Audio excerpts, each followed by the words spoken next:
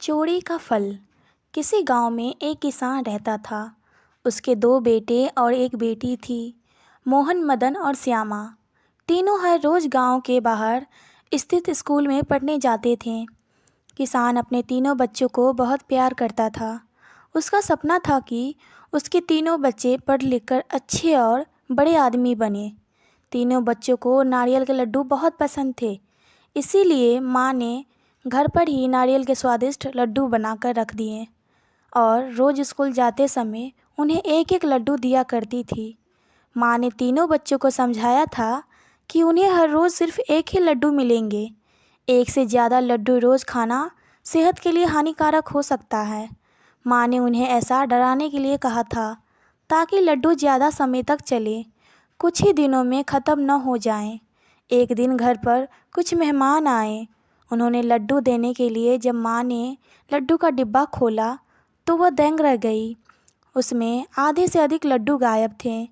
माँ तुरंत समझ गई कि उसके बच्चे लड्डू चोरी करके खा रहे हैं।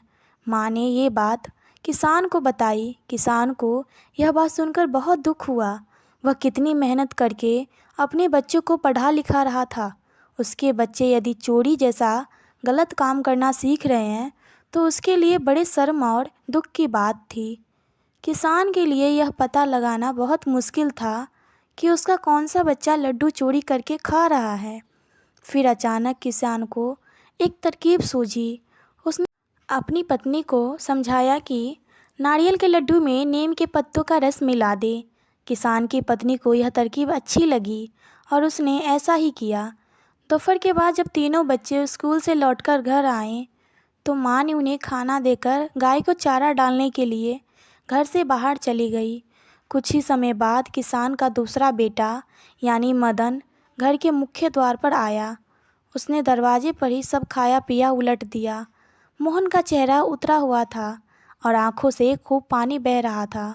तभी किसान और उसकी पत्नी भी घर के मुख्य द्वार पर दरवाजे पहुंच गए। वे दोनों समझ गए कि उनका दूसरा बेटा मोहन लड्डू चोरी करके खा रहा था। माँ ने पानी से मोहन का मुंह साफ कराया और उसे घर के अंदर ले गई।